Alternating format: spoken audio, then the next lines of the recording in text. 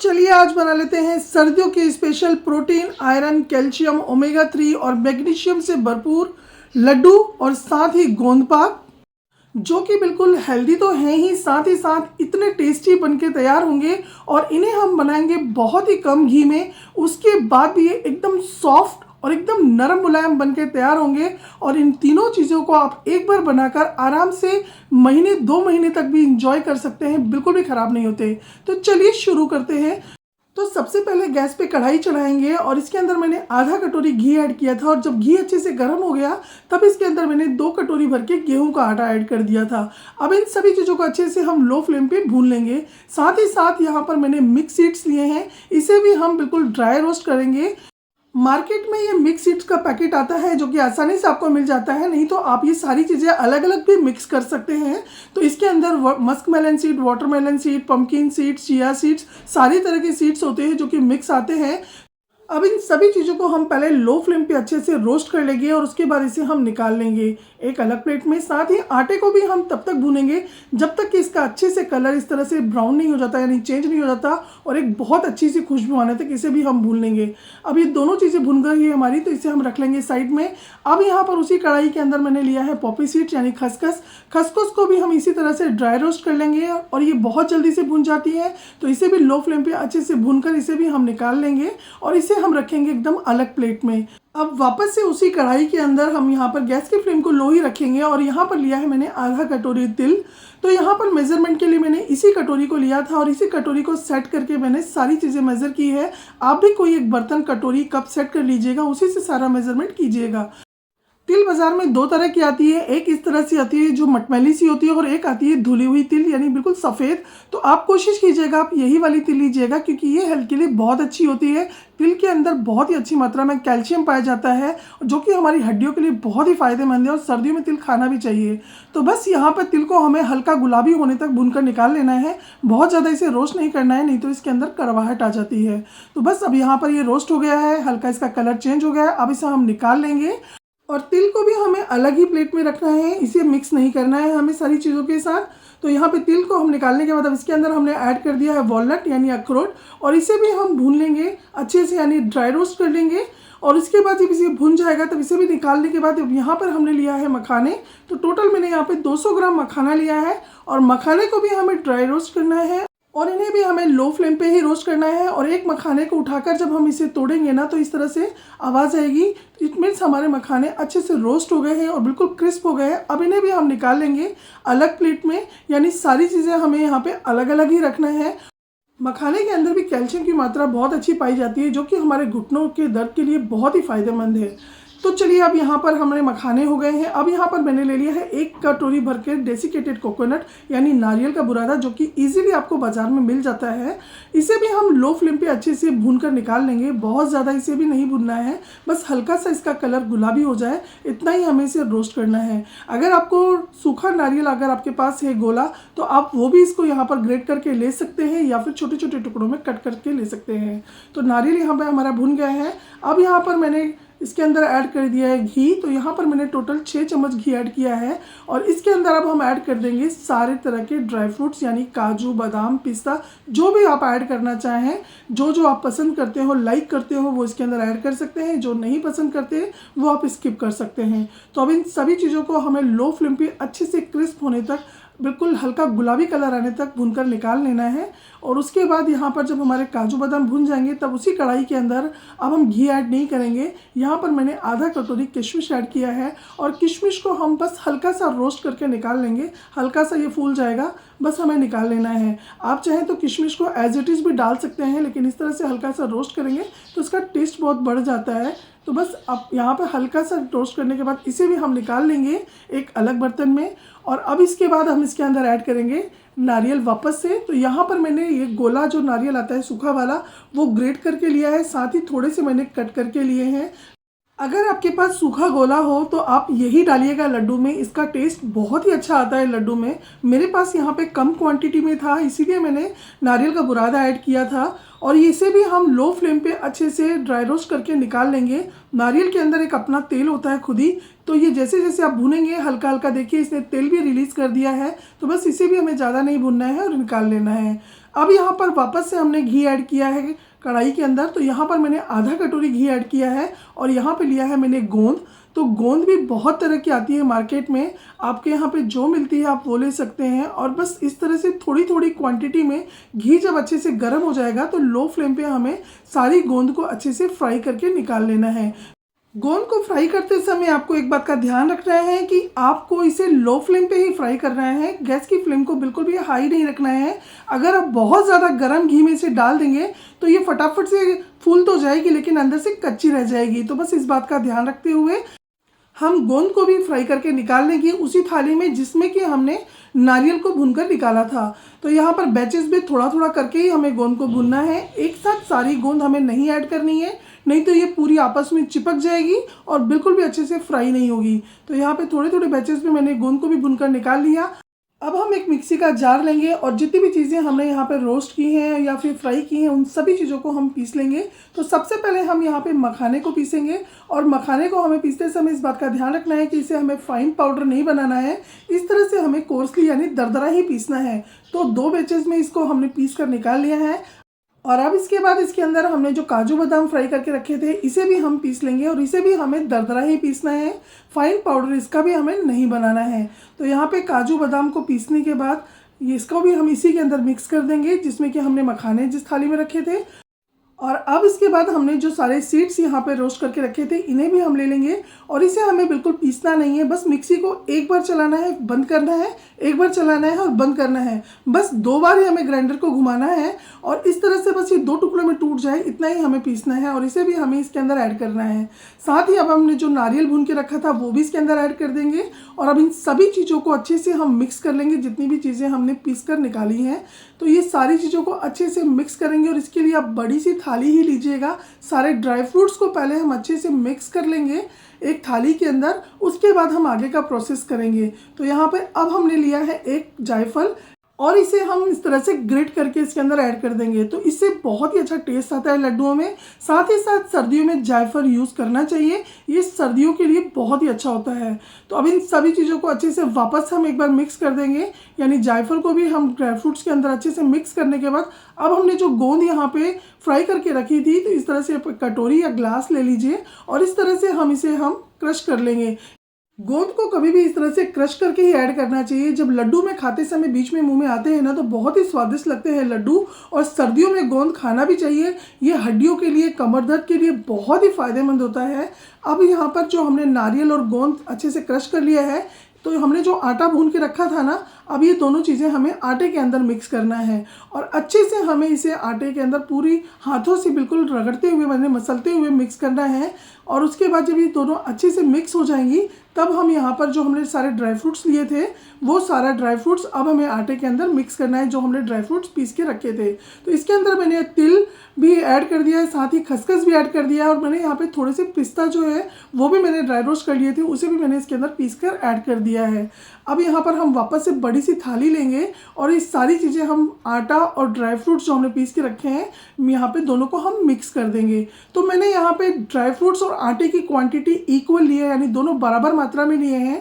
आप चाहे तो ड्राई फ्रूट्स की क्वांटिटी कम रख कर भी लड्डू बना सकते हैं या फिर दोनों बराबर रख के भी बना सकते हैं या फिर ड्राई फ्रूट्स की क्वांटिटी को ज़्यादा भी रख सकते हैं। जैसा भी आप लड्डू लाइक करते हो खाना उस तरीके से आप बना सकते हैं। तो यहाँ पर मैंने ड्राई फ्रूट्स और आटे दोनों की क्वांटिटी इक्वल ली है, दोनों की मात्रा को मैंने बराबर रखा है। इससे बहुत ही टेस्टी लड्डू बनते हैं, आप बना के देखिएगा। अब इनको अच्छे से मिक्स कर दिया है आटे और ड्राई फ्रूट्स को मैंने। अब यहाँ पर मैंने गैस पे चढ़ा दी है कढ़ाई और इसके अंदर मैंने ऐड कर दिया है 1 कटोरी भर के फ्लैक्स सीड्स यानी अलसी, और इसे भी हम लो फ्लेम पे अच्छे से भून कर निकाल लेंगे। अलसी के अंदर बहुत ही अच्छी मात्रा में ओमेगा 3 पाया जाता है। जो लोग नॉनवेज खाते हैं उन्हें तो ओमेगा 3 इजीली मिल जाता है, लेकिन जो वेजिटेरियन होते हैं उन्हें ओमेगा 3 अगर अच्छी क्वांटिटी में चाहिए तो वो अलसी के बीज अपने डाइट में ज़रूर शामिल करें। ये हमारे घुटनों के दर्द के लिए, स्किन के लिए, बालों के लिए और स्पेशली हमारे हार्ट के लिए बहुत ही अच्छा होता है। तो यहाँ पे अलसी को हम कैसे यूज़ करेंगे मैं आगे बताऊंगी। इसे ठंडा करके हम पीस के साइड में रख लेंगे। अब यहाँ पे वापस से उस कढ़ाई के अंदर मैंने ऐड कर दिया है 2 चम्मच घी और घी के गर्म होने के बाद इसके अंदर ऐड कर दिया मैंने 3 चम्मच भर के ड्राई जिंजर पाउडर यानी सौंठ का पाउडर जिसे बोलते हैं। इसकी तासीर गर्म होती है और सर्दियों में ही इसका यूज़ किया जाता है। ये भी कमर दर्द और जोड़ों के दर्द के लिए बहुत ही फ़ायदेमंद होता है। तो लो फ्लेम पे इस तरह से सौंठ को हम अच्छे से भून लेंगे और भूनने के बाद इसके अंदर भी एक अच्छी सी खुशबू आने लगेगी।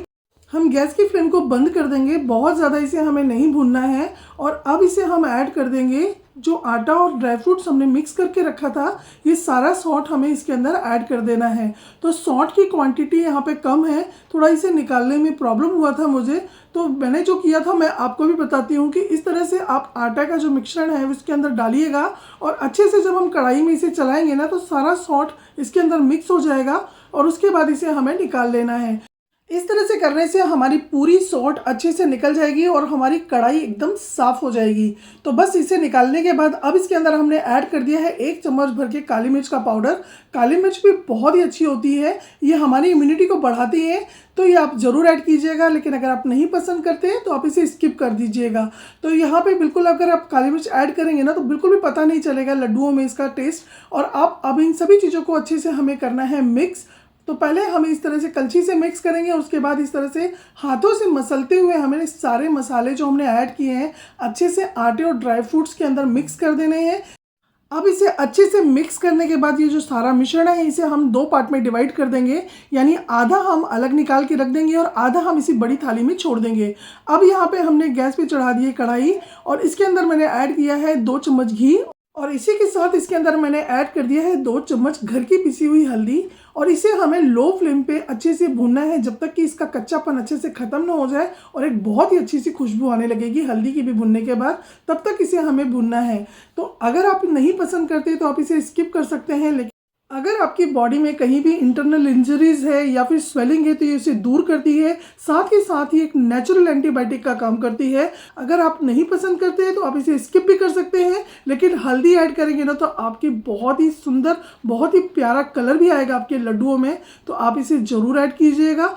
एक बार आपने इस तरह से लड्डू बना के खा लिया ना तो मैं गारंटी लेती हूँ इतने स्वादिष्ट लड्डू बनेंगे ना कि आप इसके फ़ैन हो जाएंगे। तो चलिए अब वापस से उसी कढ़ाई को हमने चढ़ा दिया है गैस पे और इसके अंदर मैंने डाल दिया है 2 चम्मच घी। और घी अच्छे से गर्म होने के बाद इसके अंदर अब हम ऐड करेंगे गुड़। तो यहाँ पे मीठे के लिए हमने गुड़ का यूज़ किया है और गुड़ को मैंने इस तरह से छोटे टुकड़ों में तोड़ लिया है। टोटल मैंने यहाँ पे आधा किलो गुड़ लिया है और इस तरह से छोटे टुकड़ों में जब हम गुड़ को तोड़ के डालते हैं ना तो ये बहुत इजीली और बहुत जल्दी से मेल्ट हो जाता है। गैस की फ्लेम को हमें लो ही रखना है, पानी का हमें बिल्कुल भी यूज़ नहीं करना है। लो फ्लेम पे चलाते हुए हमें अपने पूरे गुड़ को यहाँ पे मेल्ट करना है। तो जैसे जैसे आप इसे चलाते जाएंगे ये धीरे धीरे अच्छे से मेल्ट हो जाएगा और उसके बाद इसके अंदर एक उबाल आ जाए, बस इतना ही हमें गुड़ को पकाना है। इससे ज़्यादा अगर हम गुड़ को पकाएंगे ना तो हमारे जो लड्डू है बहुत ही हार्ड बन के तैयार होंगे। ठंडे होने के बाद 1 से 2 दिन के बाद बहुत हार्ड हो जाएंगे। तो बस हमें एक उबाल आने के बाद गैस की फ्लेम को बंद कर देना है। और अब यहाँ पे जो हमने मिक्स रेडी करके रखा था बीच में इस तरह से गड्ढा करेंगे और सारा जो गुड़ है वो हमें इसके अंदर ऐड कर देना है। तो ऐड करने से पहले इस तरह से आप छन्नी से छान कर ऐड करिए। अगर आपके गुड़ के अंदर थोड़ी भी इम्प्योरिटी है तो मेरा गुड़ यहाँ पे साफ़ है तो मैं इसे छान नहीं रही हूँ, मैं डायरेक्टली इसके अंदर ऐड कर रही हूँ।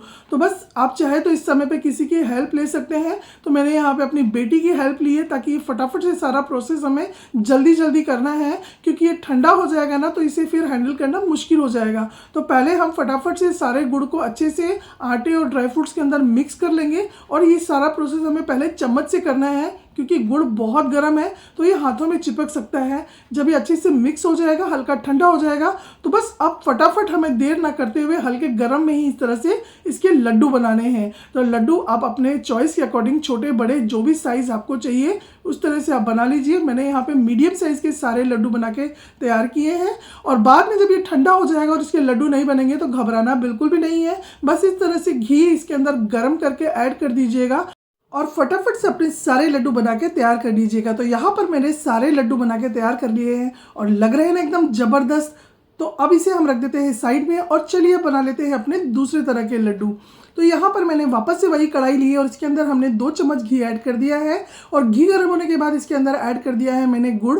तो यहाँ पर मैंने वापस से आधा किलो गुड़ लिया है। मीठा आप अपने टेस्ट के अकॉर्डिंग कम या ज़्यादा कर सकते हैं। तो यहाँ पर मैंने थोड़ी सी मीठे की क्वांटिटी थोड़ी ज़्यादा रखी है, यानी गुड़ की क्वांटिटी थोड़ी सी ज़्यादा ली है। तो अच्छे से गुड़ को यहाँ पे भी हमें पहले इस तरह से मेल्ट करना है, पानी का यूज़ बिल्कुल भी नहीं करना है। लो फ्लेम पे पूरा गुड़ मेल्ट होने के बाद एक उबाल आने देना है और उसके बाद गैस की फ्लेम को हमें यहाँ पे बंद कर देना है, यानी एक उबाल से ज़्यादा इसे हमें नहीं उबालना है। उसके बाद यहाँ पे जो हमने दूसरा वाला मिश्रण रखा था उसके अंदर बीच में इस तरह से गड्ढा करेंगे और सारा जो गुड़ का मिश्रण है वो हम इसके अंदर ऐड कर देंगे। और यहाँ पे भी हमें सारा प्रोसेस फटाफट से करना है, क्योंकि जैसे जैसे ये मिश्रण ठंडा होगा ना ये जमने लगेगा, तो इसलिए हमें पूरा प्रोसेस फटाफट करना है। तो यहाँ पे अब हम सबसे पहले जो हम गोंद पाक बनाएंगे, यानी जो हम बर्फ़ी जमाएंगे, तो पहले हम उसकी तैयारी कर लेते हैं। यानी पूरे मिश्रण को अच्छे से मिक्स करेंगे और एक थाली लेंगे और अच्छे से इसे हम घी से ग्रीस कर लेंगे और आधा मिश्रण हम इसके अंदर निकाल कर अच्छे से इसे हम सेट कर लेंगे। पहले हम मिश्रण को पूरी थाली में फैला लेंगे अच्छे से इसी चम्मच की हेल्प से। इसे फैलाने के बाद हाथों की हेल्प से इसे हमें दबा के अच्छे से सेट करना है और ये इजीली सेट हो जाएगी। जब ये अच्छे से पूरी तरह से सेट हो जाएगी तब गरम में ही हमें इसमें कट के निशान लगा लेने हैं, क्योंकि ठंडा होने के बाद इसे कट के निशान लगाने के बाद ये अच्छे से निकलेगी नहीं। तो यहाँ पे हमने कट के निशान लगा दिए हैं और यह हमारा गोंद पाक यहाँ पे बन के तैयार हो गया है। अब इसे हम छोड़ देंगे थोड़ा ठंडा होने के लिए। तो इसे हम रखेंगे साइड में और जो बाकी का मिश्रण है इसके अंदर हमने जो अलसी यहाँ पे भून के रखी थी पीस कर, वो मैंने मिक्स कर दी है। और अभी हमारा मिश्रण यहाँ पे गरम है, तो बस फटाफट से हमें यहाँ पे हाथ को जल्दी चलाना है और हल्के गरम में ही हमारे सारे लड्डू यहाँ पे हमें बना के तैयार करना है। साइज़ आप अपने अकॉर्डिंग छोटे बड़े जैसे रखना चाहें आप वैसे रख सकते हैं। यहाँ पे अलसी के लड्डू भी मैंने मीडियम साइज़ में बनाए हैं। तो देखा कितना आसान है, एक ही बार में हमने यहाँ पे तीनों चीज़ें बना के रेडी कर ली हैं। यहाँ पे हमारे गोंद और सौंठ के लड्डू भी बन के रेडी हो गए हैं, साथ ही साथ अलसी के लड्डू भी रेडी हो गए हैं और हमने यहाँ पे गोंद पाक भी अपना बना के तैयार कर लिया है। तो यहाँ पे ये देखिए अलसी के लड्डू भी मैं तोड़ के दिखाती हूँ आपको, कितने सॉफ्ट और एकदम ज़बरदस्त हमारे लड्डू बने हैं। तो आप भी फटाफट से जाइए और इसे बनाइए। और चलिए अब हम यहाँ पे अपना गोंद पाक भी निकाल लेते हैं। तो एक बार इसे हमें निकालने से पहले जो हमने कट का निशान लगाया था उस पर एक बार हम इस तरह से चाकू को एक बार और घुमा लेंगे और उसके बाद मैं इसे अब निकालूंगी ना, तो ये देखिए कितने ईजिली आपके सारे यहाँ पे पीसेस ईजिली निकल जाएंगे और बहुत ही ज़बरदस्त ये लगते हैं खाने में। आप इसे सर्दियों में ज़रूर बनाइएगा और इसे भी मैं आपको तोड़ के दिखाती हूँ। ये देखिए कितने सॉफ्ट बने हैं, मुंह में जाते ही घुल जाए, इतने ज़बरदस्त सॉफ्ट बने हैं ये। तो देखा कितना आसान है ये तीनों चीज़ें ही एक बार में बनाना। बस कुछ बातों का आपको ध्यान रखना है यहाँ पे कि जितनी भी चीज़ें आपको भुननी है बिल्कुल लो फ्लेम पे भुननी है और यहाँ पे जो गुड़ है उसे हमें बस एक उबाल लाने तक ही पकाना है। तो बस इस तरह से आप तीनों ही चीज़ें फटाफट से बना के रेडी कर सकते हैं। और अगर आपके घर में छोटे बच्चे हैं बहुत ज़्यादा और बुजुर्ग हैं, तो आप जितने भी ड्राई फ्रूट्स हमने पीस के डाले हैं उनका आप बिल्कुल फाइन पाउडर पीस के बनाइएगा, तो उन्हें भी आप इसे खिला सकते हैं। तो आई होप आपको आज की ये तीनों ही रेसिपी पसंद आई होगी। अगर आपको आज की ये रेसिपी अच्छी लगी हो तो लाइक शेयर एंड सब्सक्राइब जरूर कीजिएगा और फेसबुक पे देखते हैं तो फॉलो जरूर कीजिएगा। मिलती हूँ नेक्स्ट वीडियो में। Take care and bye bye.